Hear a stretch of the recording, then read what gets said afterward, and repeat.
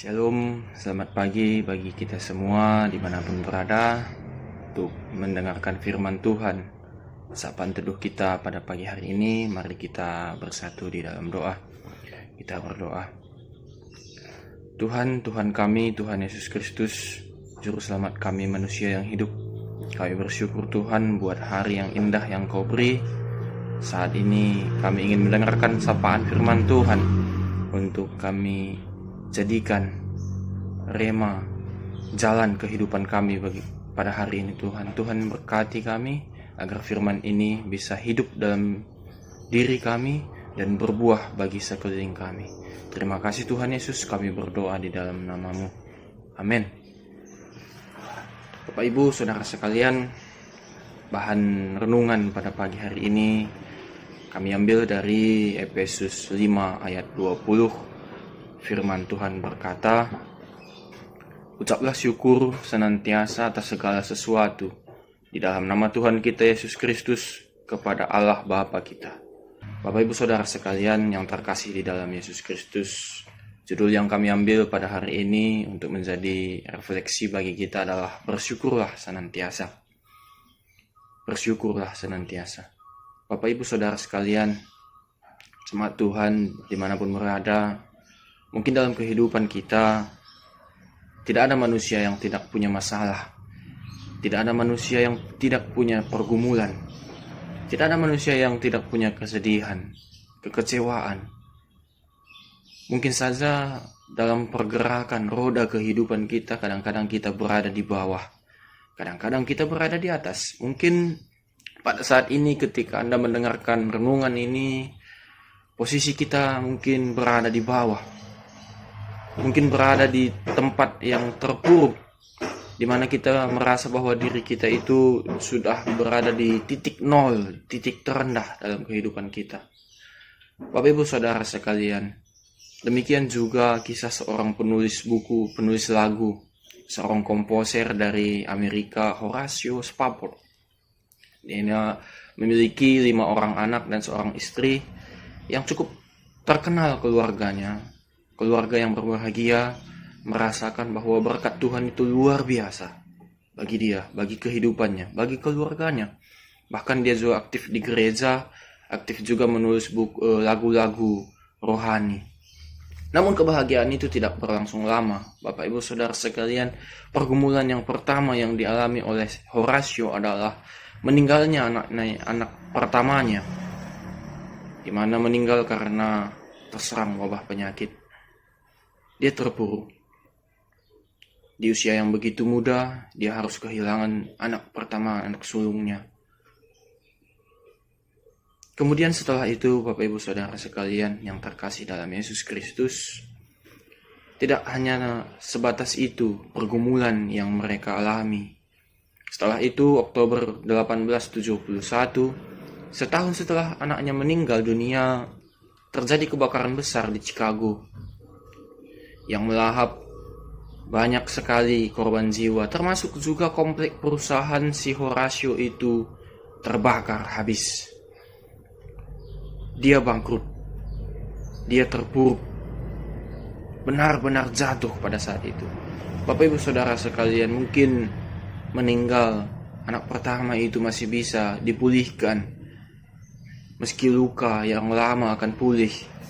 Tapi setelah itu terjadi keterpurukan rohani, keterpurukan ekonomi yang terjadi pada saat kebakaran komplek perusahaannya.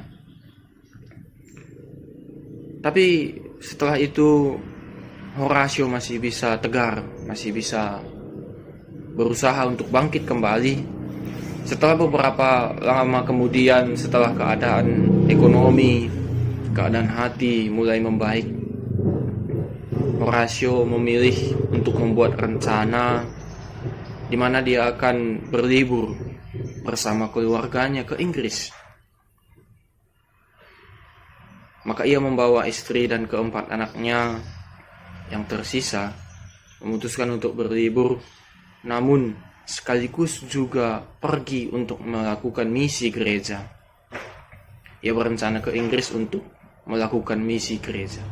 Namun di dalam perencanaan ada saja selalu yang menjadi kendala, Bapak Ibu Saudara sekalian. Ada saja yang menjadi kendala. Di perencanaan itu ternyata tidak bisa sekaligus mereka berangkat. Yang terjadi adalah keempat anaknya lebih dahulu berangkat naik kapal SS Ville du Havre. Kapal ini berangkat, namun Horatio dan istrinya itu harus tinggal terlebih dahulu karena ada urusan dan kendala di pekerjaan di perusahaannya. Bapak Ibu Saudara sekalian, apa yang terjadi? Tak berlangsung lama, kapal SS Ville du Havre itu tenggelam. Naasnya seluruh penumpang pada kapal itu, termasuk keempat anak dari Horatio, itu meninggal dunia. Pergumulan yang luar biasa. Tidak hanya sekali, tidak hanya 2 kali, bahkan berkali-kali Tuhan.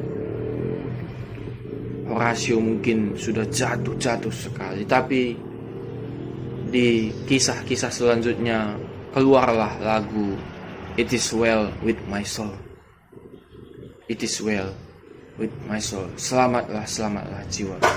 Bapak Ibu Saudara sekalian, mungkin kita juga pernah merasa berada di posisi Horatio, di mana kita sudah tidak mampu lagi untuk bangkit, di mana kita sudah tidak mampu lagi untuk membuat perencanaan apapun dalam kehidupan kita, sehingga kita merasa bahwa ada keputusasaan. Bapak Ibu Saudara sekalian, ketika di posisi itu, mampukah kita bersyukur? Mungkin kita sudah tidak mampu akan bersyukur. Mungkin kita sudah tidak mampu untuk merasakan bahwa berkat Tuhan itu masih menjamah kita meskipun di tempat yang terburuk sekali.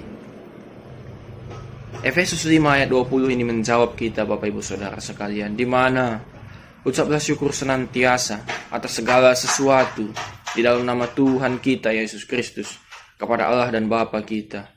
Ayat ini mengingatkan kita bahwa mengucap syukur senantiasa itu merujuk kepada masalah waktu, di mana waktu yang dinamis, bukan statis. Artinya Bapak Ibu Saudara sekalian, kita harus mengucap syukur setiap waktu. Baik siang, baik pagi, baik di kala sedih, baik di kala senang. Mengapa demikian? Karena kasih Kristus juga itu menyapa kita, menjamah kita. Itu di segala waktu. Kasih Kristus itu senantiasa, Bapak Ibu. Di mana Dia tidak memandang waktu. Dia tidak memandang pagi, siang, malam, senang atau sedih, tapi kasih Kristus itu menjamah di segala waktu, setiap saat. Kemudian diingatkan juga bahwa mengucap syukur itu harus atas segala sesuatu. Dengan demikian kita harus mengucap syukur di situasi apapun. Apapun situasinya, merujuk kepada masalah, kondisi, atau situasi. Bapak Ibu Saudara sekalian, mengapa kita harus mengucap syukur di segala sesuatu, kondisi, situasi, masalah, tempat? Karena kasih Kristus juga tidak memandang tempat. Karena kasih Kristus juga tidak memandang situasi. Sakit atau senang, susah atau bahagia, sukacita atau duka cita, kasih Kristus tetap menyapa kita, menjamah kita. Mengapa demikian? Mungkin Anda bertanya-tanya, mungkin kita bertanya-tanya, kalau mungkin punya masalah, apakah Yesus masih memberkatiku? Apakah Yesus masih menjagaku? Apakah Yesus masih bersamaku ketika aku punya masalah? Efesus menjawab bahwa kasih Kristus itu senantiasa dan atas segala sesuatu. Luar biasa Bapak Ibu Saudara sekalian, di mana kita diingatkan kembali untuk mengucap syukur atas segala sesuatu, apapun yang kita terima, baik itu berkat yang luar biasa yang kita rasakan, mungkin rezeki yang melimpah, atau juga masalah. Mengapa kita harus mengucap syukur terhadap masalah? Karena melalui masalah, melalui pergumulan, Tuhan itu menguatkan iman kita. Dengan kata lain, ayat ini memiliki makna bahwa mengucap syukur itu harus kapan saja, di mana saja, atau dalam kondisi apa saja.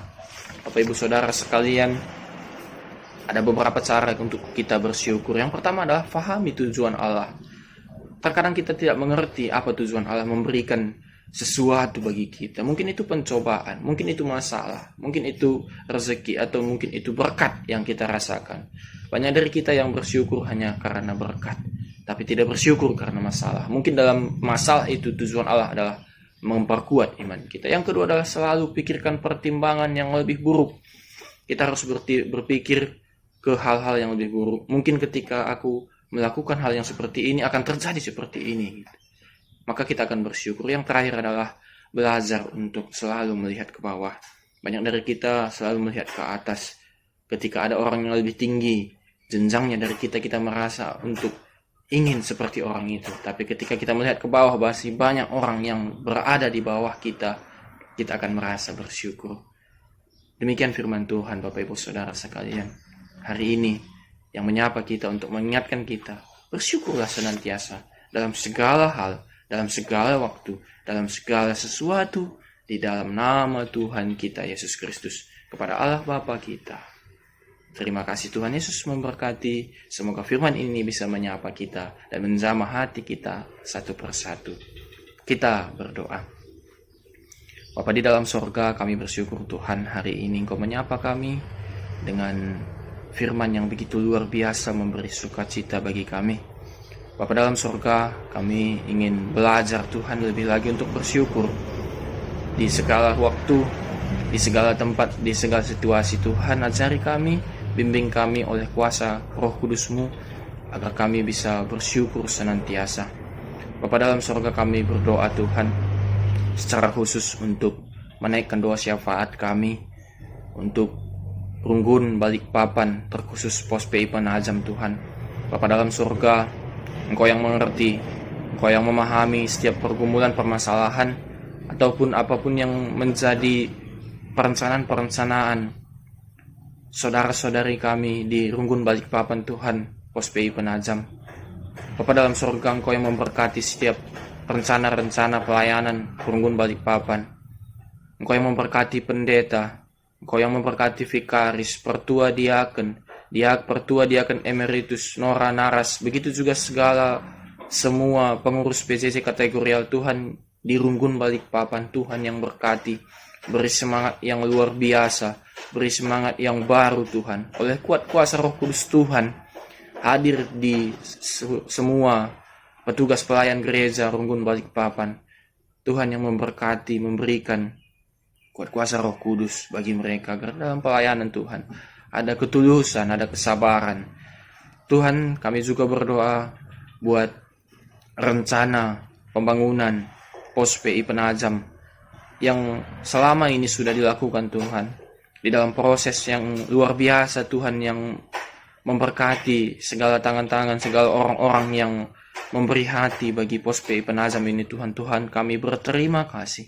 Kami mengucap syukur di dalam kehidupan kami yang Kau berikan kekuatan untuk membangun Pos PI Penajam ini Tuhan. Kau berkati. Kau berkati pelayan-pelayan yang akan berangkat ke sana. Kau berkati Runggun Balikpapan yang membimbing, mendidik Pos PI Penajam Tuhan. Tuhan, Kau yang memberkati setiap prosesnya. Kami yakin dan percaya Pos PI ini akan berkembang karena di mana Tuhan memberkati, Tuhan akan menempatkan orang-orang yang tepat. Tuhan berkati juga pendeta, vikaris yang melayani di Runggun Balikpapan, terkhusus vikaris yang melayani ditempatkan di Pos PI Penajam. Tuhan, kami berdoa agar setiap perencanaan, agar setiap yang mereka rencanakan, yang akan dijalankan Tuhan, mereka bisa berjalan dengan baik seturut dengan kehendak Tuhan. Terkhusus Tuhan, doa kami untuk jemaat atau calon jemaat di Pos PI Penajam. Tuhan, Kau berkati mereka semua. Berikan kesehatan, berikan rezeki, berikan kekuatan iman Tuhan, agar dapat membangun Pos PI ini menjadi GBKP, menjadi gereja Tuhan yang lebih luar biasa lagi, lebih luar biasa melayani ke dalam, lebih luar biasa melayani keluar ke masyarakat. Bapa dalam surga, kami bersyukur Tuhan. jika Tuhan sudah memberkati Pos PI ini. Kami bersyukur Tuhan masih menjaga, mengawal proses pembentukan Pos PI. Tuhan Yesus, kami berdoa juga buat segala pergumulan, tantangan yang ada di sini. Tuhan, kami patahkan semua itu di dalam nama Yesus Kristus, agar semua proses berjalan dengan lancar. Juga Tuhan, Kau berikan kami kekuatan untuk memahami tantangan, pergumulan itu menjadi batu loncatan bagi pelayan-pelayan gereja di Pos PI Penajam, menjadikan semangat baru, bertambah semangat dalam melayani Tuhan. Terima kasih Tuhan Yesus. Kami serahkan doa-doa kami serahkan Runggun Balikpapan Pos PI Penajam ini ke dalam tangan Tuhan. Engkau yang mengasihi mereka, Engkau yang memberkati mereka. Ini doa kami Tuhan. Ampunkanlah segala salah dan dosa kami, sebab kami berdoa di dalam nama Tuhan Yesus Kristus, Juru Selamat kami manusia. Mari kita berdoa seperti yang diajarkan Tuhan Yesus kepada kita. Doa Bapa kami, mari kita bersama-sama. Bapa kami yang di surga, dikuduskanlah nama-Mu, datanglah kerajaan-Mu, jadilah kehendak-Mu di bumi seperti di surga. Berikanlah kami pada hari ini makanan kami yang secukupnya, dan ampunilah kami akan kesalahan kami, seperti kami juga mengampuni orang yang bersalah kepada kami.